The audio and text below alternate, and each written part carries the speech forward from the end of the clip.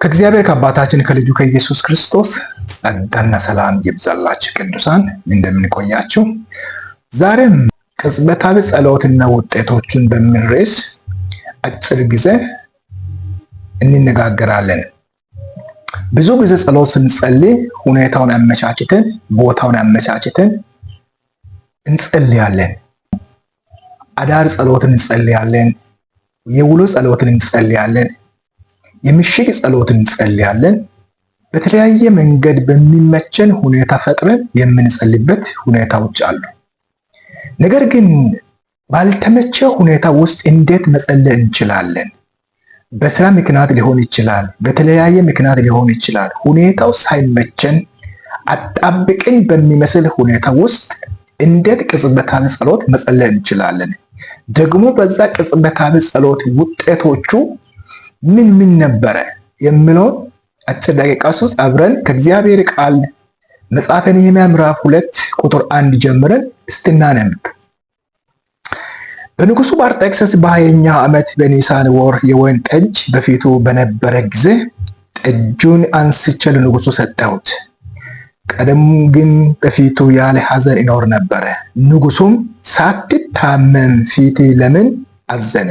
ይህ የልብ ሐዘን ነው እንጂ ሌላ ነገር አይደለም አለኝ። እጅግም ብዙ አድርጌ ፈራሁት። ንጉሥ 1000 ዓመት ንገስ፣ የአባቶቼ መቃብር ያለባት ከተማ ተፈታለችና በሮቿ በእሳት ተቃጥለዋልና ፊት ስለምን አያዝንም አሉት። ንጉሱም ምን ትለምነኛለህ አለኝ። እኔም ወደ ሰማይ አምላክ ጸለይሁ። ንጉሥን ደስ ቢያሰኝ ባሪያ በፊት ሞገስ ቢያገኝ ይሰራ ዘንድ ወደ ይሁዳ ወደ አባቶቼ ከተማ መቃብር ስደደኝ አለው። ነህምያ በዚህ ክፍል ውስጥ ባልተመቸው ሁኔታ ውስጥ አጣብቀኝ በሚመስል ሁኔታ ውስጥ ጥፋትንና ቅጣትን በሚያስከትል በሚመስል ሁኔታ ውስጥ ሆኖ ወደ ሰማይ አምላክ ጸለየ።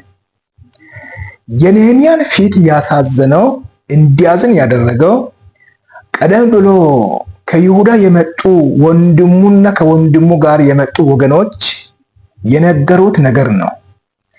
ከወንድሞቹ የሰማው ወሬ የነህምያ ልብ አሳዝኗል። የአባቶቹ መቃብር እንደተቃጠለ፣ ከተማው እንደፈረሰ፣ በሮቿ በእሳት እንደተቃጠለ ሰምቷል። ይህንን ከሰማ በኋላ ዝም አላለም። ኃያለ ቀን ይጾም ነበረ። ኃያለ ቀን ይጸልይ ነበረ። ሲጸልይም ለእግዚአብሔር ዕውቅና ሰጥቷል። አንተ ታላቅና የተፈራ አምላክ ሆይ እውነትንና ምሕረትን ለሚወዱ ሁሉ እያለ ይጸልይ ነበረ። ደግሞ የእስራኤልን ልጆች ኃጢአት ይናዘዝ ነበር። እኔና የአባቴ ቤተሰብ በድለናል። ደግሞ ምንም አይነት ኃጢአት ቢሰሩ በምድሪቱ ላይ ቢበትን ከዛ መልሼ እሰበስባቸዋለሁ ብለህ የተናገርከውን ቃል አስብ እያለ ኃያለ ቀን ይጸልይ ነበረ። ነገር ግን አሁን ለንጉሱ ቅርብ ታማኝ አገልጋይ በመሆኑ ለንጉሱ ጠጅ አሳላፊ ስለነበረ በንጉሱ ፊት ሲቀርብ ፊቱ ጠቁሮ ነበረ። ፊቱ የጠቆረው የልብ ሐዘን ነው። ልብን ያሳዘነው ወገኖቹ ያሉበት ሁኔታ በጣም ተረድቷል፣ አውቋል።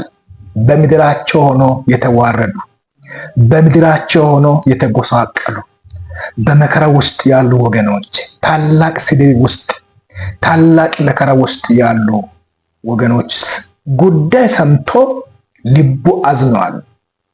በዚህ ሐዘን ውስጥ ሆኖ በንጉሱ ፊት ቀረበ።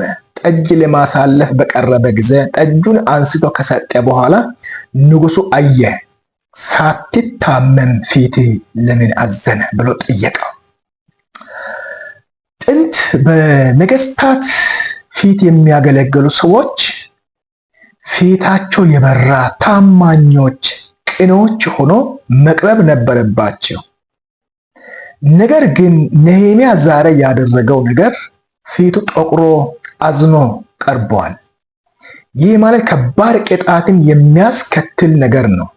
ይሁን እንጂ ንጉሱ ለምን ፊት አዘነ? ይህ የልብ ሐዘን ነው እንጂ ሌላ ነገር አይደለም ማለት። ነህምያ ንጉሱ ይህንን ነገር ከተናገረ በኋላ እጅግ ፈራሁ፣ ደነገጠ። ለምን? በንጉሱ ፊት የሚቀርብ ፊቱ የበራ ታማኝ የሆነ ሰው ነው። እንዲህ ሆኖ ፊቱ አዝኖ ጠቁሮ ከቀረበ ንጉሱ ቅጣትን የሚያስቀጥል ሕግ አለ። ያንን ሕግ ጥሷል ተብሎ ሊቀጣ ይችላል። ቅጣትን የሚያስከትል ነገር ውስጥ ገብቷል።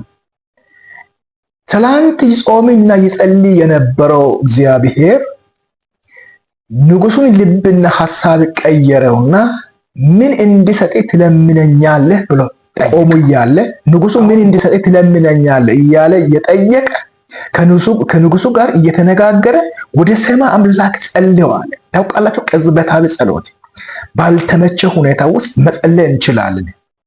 ሁኔታው አጣብቂኝ በሚመስል በፈተና ውስጥ ግራ የሚያጋባ ጉዳዮች እንኳ ቢኖርም መጸለይ ይቻላል። ነህምያ ወደ ሰማይ አምላክ ጸለየ። እዛው የጠየቀው አንድ ጥያቄ ነው። ወደ አባቶቼ ከተማ ወደ ይሁዳ ይሰራ ዘንድ ስደደኝ፣ ፍቃድ ስጠኝ፣ ስደደኝ፣ ይሰራ ዘንድ ስደደኝ። መጀመሪያ ወደ ሰማይ አምላክ ምን ብሎ እንደጸለየ መጽሐፍ ቅዱስ አይገልጽልንም፣ ግን አስቀድሞ ወደ ሰማይ አምላክ ጸለየ።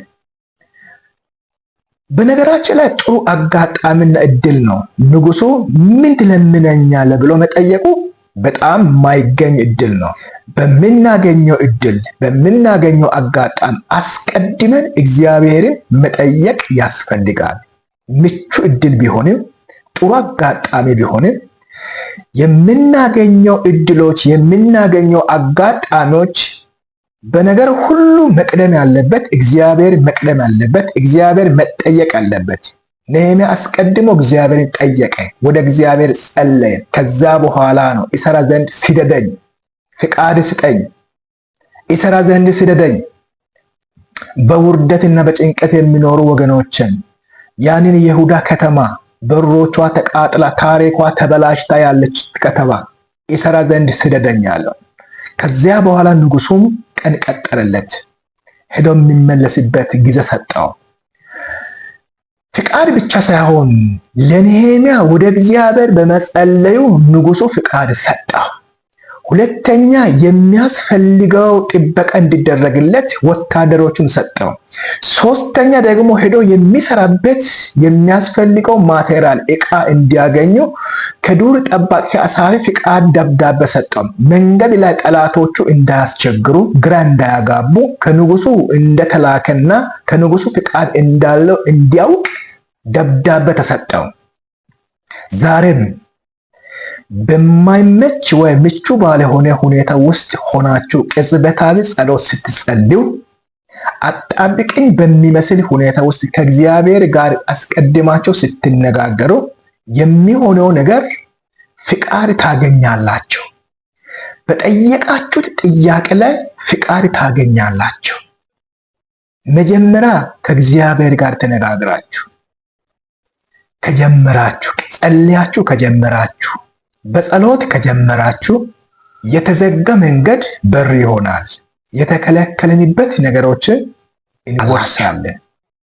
መንገድ ላይ ማንም እንዳያስቸግራችሁ፣ ግራ እንዳያገባችሁ፣ እንዳያስጨንቃችሁ ከመንገዳቸው ያሉ ጠላቶችን እግዚአብሔር ይከለክላል። ከልባችሁ ወደ እግዚአብሔር ቃተቱ። ነህምያ በንጉሱ ፊት ቆሞ እያለ ንጉሱ እየጠየቀ ምን ልሰጥህ ትፈልጋለህ ትለምነኛለህ እያለ ወደ ሰማይ አምላክ ጸለየ። ታውቃላችሁ እንዴት? በንጉሱ ፊት ቆሞ እያለ ወደ እግዚአብሔር ጸለየ። የሚቀድም ንጉስ አለ። ከንጉሱም ከነገስታትም የሚቀድም ንጉስ የሚጠየቅ ንጉስ ስላለ እግዚአብሔርን ከጠየቀ በኋላ ይሰራ ዘንድ ስደደኝ፣ ፍቃድ ስጠኝ አለው። ከዛ በኋላ ፍቃድ ሰጠ። እናንተ በማይመች ሁኔታ ውስጥ ሆናችሁ ጸልዩ። ቅጽበታዊ ጸሎት ውጤት አለው፣ መልስ አለው። ታሪክ ይቀየራል፣ እምባ ይታበሳል፣ የተበላሸው ይስተካከላል። በታማኝነት ጸልዩ። እግዚአብሔር ከእናንተ ጋር ይሁን። በጌታ በኢየሱስ ክርስቶስም የተያዘባቸው ነገር የተከለከላችሁበትን ቦታ መውረስ ይሆንላቸው። ከመንገዳቸው እንቅፋት ይነሳ። በኢየሱስ ክርስቶስም እንቅፋት የተነሳ ይሁን፣ መርገም የተሰበረ ይሁን። እግዚአብሔር ወዳየላቸው ከፍታ ድረሱ። እግዚአብሔር ወዳየላቸው ምዕራፍ ድረሱ። የሚጨነግፍ ነገር በምዕራፌ ውስጥ አይኖር። የሚጨነግፍ በህይወቴ ውስጥ አይኖር። የሚጨነግፍ በዘመኔ ውስጥ አይኖር። ልጆች ይጠበቁ፣ ቤተሰብ ይጠበቅ፣ ትዳሪ ይጠበቅ፣ ዘመኔ ይጠበቅ። መርገም ለዘላለም ከዘመኔ ሁሉ የተነሳ ይሁን በኢየሱስ ክርስቶስ ስም።